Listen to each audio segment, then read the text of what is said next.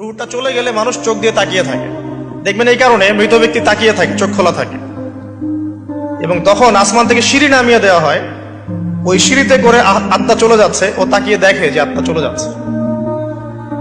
এবং মানুষ মারা যাওয়ার পরে চোখ জীবিত থাকে অনেকক্ষণ, যতদিন পর্যন্ত 10টা আলামত প্রকাশ হচ্ছে না ততদিন পর্যন্ত কিয়ামত হবে না। কয়টা আলামত? 10টা। নবী সাল্লাল্লাহু আলাইহি ওয়াসাল্লাম প্রথমে বললেন 1 নাম্বার হচ্ছে মাসিহুদ দাজ্জাল। কি নাম? মাসিহুদ দাজ্জাল। 2 নাম্বার হচ্ছে ইয়াজুজ এবং মাজুজ, এর আদম সন্তান পৃথিবীতে বের হবে এবং পুরো পৃথিবীটা ম্যাসাকার করে ছেড়ে দিবে। আর মাসিহুদ দাজ্জাল সেও বের হবে শেষ জামানায়, যে ইহুদিদেরকে নিয়ে পুরো বিশ্ব শাসন করবে, বিশ্বের প্রতিটা ডিপার্টমেন্ট সে রুল করবে। এবং দাজ্জালের চেয়ে ভয়ঙ্কর কোনো ফিতনা এই পৃথিবীতে আসে নাই, আসবেও না। প্রত্যেক নবী তার কওমকে দাজ্জাল সম্পর্কে সতর্ক করেছিলেন, এমনকি নূহ আলাইহিস সালাম পর্যন্ত তার উম্মতকে দাজ্জালের ফিতনা সম্পর্কে সতর্ক করেছিলেন। নবী সাল্লাল্লাহু আলাইহি ওয়াসাল্লাম বলেছেন যে তোমরা যদি সূরা কাহাফ তেলাওয়াত করো, প্রত্যেক জুমার দিন সূরা কাহাফ তেলাওয়াত করো, অথবা সূরা কাহাফের প্রথম 10টা আয়াত শেষ 10টা আয়াত মুখস্থ রাখো, ইনশাআল্লাহ তাআলা মাসিহুদ দাজ্জাল তোমাদের কোনো ক্ষতি করতে পারবে না। 1 মাসিহুদ দাজ্জাল, 2 ইয়াজুজ আর মাজুজ, 3 হচ্ছে ঈসা ইবনে মারইয়াম। ঈসা ইবনে মারইয়াম যতক্ষণ পর্যন্ত না আসছেন, পৃথিবীতে আবার ইউটার্ন না করছেন এবং তার হাতে মাসিহুদ দাজ্জাল নিহত না হচ্ছে, কিয়ামত হবে না।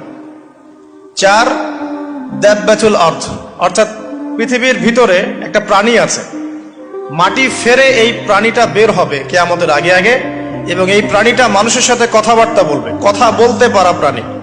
এ যতক্ষণ বের হচ্ছে না, কিয়ামত হবে না ইনশাআল্লাহ তাআলা। কটা বললাম? 4টা। 5 হচ্ছে দুখান বা ধোঁয়া।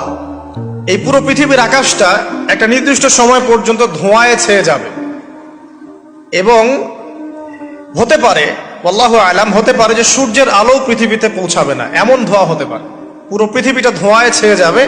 এটা সূরা দুখানের মধ্যেও বলা আছে। এটা 5। 6 নম্বরে নবী সাল্লাল্লাহু আলাইহি ওয়াসাল্লাম বলছেন যে একটা ভূমিকম্প হবে পৃথিবীর পূর্ব দিকে। পৃথিবীর পূর্ব দিক মানে এই যে ভারত, পাকিস্তান, বাংলাদেশ, শ্রীলঙ্কা, ইন্দোনেশিয়া, ঠিক আছে, এই সিঙ্গাপুর, এই যে কন্টিনেন্ট, মালয়েশিয়া, এটা পৃথিবীর পূর্ব দিক। এদিকে একটা ভূমিকম্প হবে। তারপরে 7 পৃথিবীর পশ্চিমে একটা ভূমিকম্প হবে। পশ্চিম মানে বোঝেন না?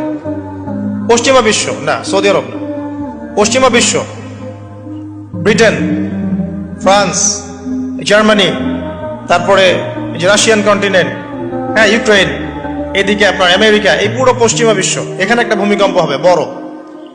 এবং এগুলো এমন হবে যেগুলোতে ভূমি মাটিতে ধসে যাবে, মাটিতে ডুবে যাবে। ভূমিকম্প না, ভূমিধস।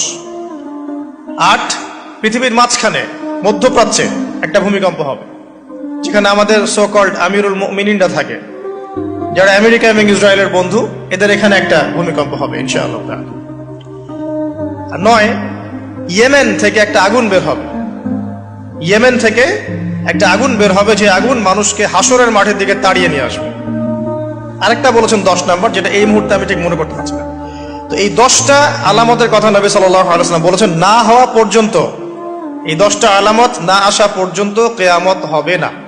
ঠিক আছে? আচ্ছা, এখন এই 10টার মধ্যে সবচেয়ে বড়টা কি? সবচেয়ে বড়টা হচ্ছে মাসিহুদ দাজ্জাল। সবচেয়ে বড়টা কি? 10 নম্বরটা মনে পড়েছে, আলহামদুলিল্লাহ। সূর্য উঠবে পশ্চিম দিক থেকে। সূর্য উঠবে পশ্চিম দিক থেকে, তাহলে আর সময় নাই, পৃথিবীর সময় শেষ। এই 10টা মনে থাকবে? আসেন বলি। প্রথমে কি? দাজ্জাল, তারপরে ইয়াজুজ আর মাজুজ, 3 নাম্বার ঈসা ইবনে মারইয়ামের প্রত্যাবর্তন, 4 নাম্বার দাব্বাতুল আরদ, জমিন থেকে প্রাণী বের হয়ে কথা বলবে মানুষের সাথে। ঠিক আছে? 5 নাম্বার কি বললাম? ধোঁয়া, দুখান। ঠিক আছে? 6, 7, 8 3টা ভূমিকম্প, পূর্ব দিকে একটা, পশ্চিমে একটা, পৃথিবীর মাঝখানে একটা। 9 নাম্বার ইয়েমেনের নাম শুনেছেন? ওই যে যেখানে সৌদিরা বোম মারছে আর কি, ইয়েমেনের বাচ্চাদেরকে বোম মেরে হত্যা করছে না, জানেন না খবর?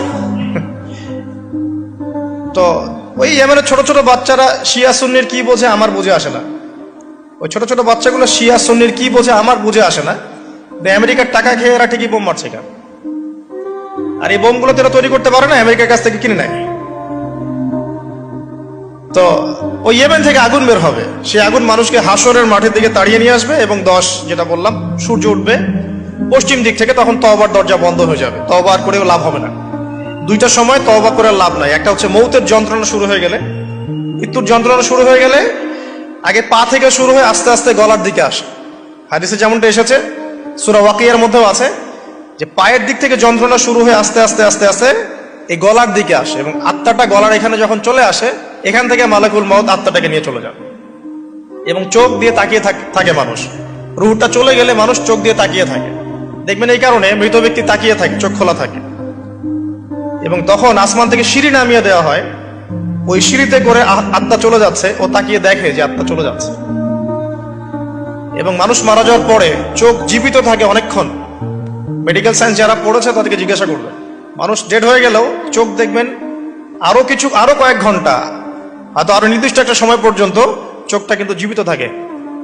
এই জন্য চোখ বন্ধ করে দিতে হয়। যাই হোক, যেটা বলছিলাম যে মৌতের যন্ত্রণা শুরু হয়ে গেলে তওবা করে লাভ নাই, তওবার দরজা বন্ধ। আর পশ্চিম দিক থেকে সূর্য উঠে গেলে তওবা করে লাভ নাই, তওবার দরজা বন্ধ। এই 10টার মধ্যে সবচেয়ে বড়টা হচ্ছে মাসিহুদ দাজ্জাল।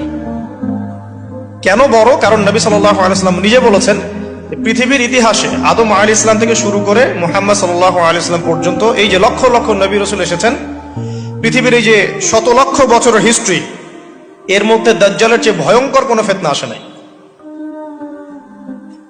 নবী সাল্লাল্লাহু আলাইহি ওয়াসাল্লাম বলছেন, একজন মুমিন ব্যক্তি যদি দাজ্জালকে পেয়ে যায়, সে যেন তার সাথে সাক্ষাতের আকাঙ্ক্ষা না করে, কারণ সে তার সাথে সাক্ষাৎ করলে ঈমান হারা হয়ে যেতে পারে। সে এত বড় ফিতনা হবে, এত বিশাল ফিতনা হবে। এই যে ছোট্ট একটা ফিতনা সুদ থেকে কি আমরা মুক্ত থাকতে পারছি? সবাই সুদের মধ্যে পড়ে যায় নাই? এই যে মেয়েদের ফিতনা, মেয়েদের যে ফিতনা, বেহায়াপনা, এখান থেকে কি আলেম জালেম কেউ বাকি আছে? সবাই ফিতনায় পড়ে যাচ্ছে আমরা। ফেসবুকে ঢুকবেন, আপনি না চাইলেও আপনাকে দেখা যাবে নগ্ন ছবি দেখতে আপনি বাধ্য হচ্ছেন। টিভি দেখতে বসবেন, আপনি না চাইলেও নগ্ন ছবি দেখতে আপনি বাধ্য হবেন। এই যে ফিতনা, বাঁচতে পারছি না, সুদ থেকে বাঁচতে পারছি না, বেহায়াপনা থেকে বাঁচতে পারছি না। পর্নোগ্রাফি থেকে কেউ বাঁচতে পারে? যে কেউ ফোন চালায় দেখবেন পর্নোগ্রাফির ছবি চলেই আসবে, নগ্ন ছবি চলেই আসবে। আলেম জালেম এভরিবডি আসবেই। তারপরে আপনার মাদক, এই মাদকের ফিতনা থেকে কি সবাই বেঁচে থাকতে পারছে? এরকম অনেক ফিতনা আছে যেগুলো থেকে মানুষ চাইলেও বাঁচতে পারছে না।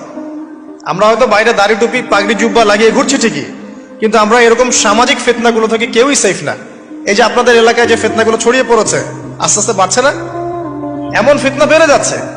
তো এগুলো যদি আমাদেরকে গ্রাস করে ফেলতে পারে, তাহলে এই পৃথিবীর সমস্ত ফিতনা একসাথে করলেও দাজ্জালের ফিতনার সমান হবে না। আমি কি বোঝাতে পারছি? পৃথিবীতে চলমান যত ফিতনা আছে, ব্যক্তিগত ফিতনা, পারিবারিক ফিতনা, সামাজিক, অর্থনৈতিক, পলিটিক্যাল, সব ফিতনাগুলো এক জায়গায় করলেও মাসিহুদ দাজ্জালের মতো ভয়ঙ্কর হবে না। এই জন্য নবী সাল্লাল্লাহু আলাইহি ওয়াসাল্লাম বলছেন, দাজ্জালের চেয়ে ভয়ঙ্কর কোনো ফিতনা আসেও নাই, আসবেও না। প্রত্যেক নবী আলাইহিস সালাম তার কওমকে এই ফিতনা সম্পর্কে সতর্ক করতেন।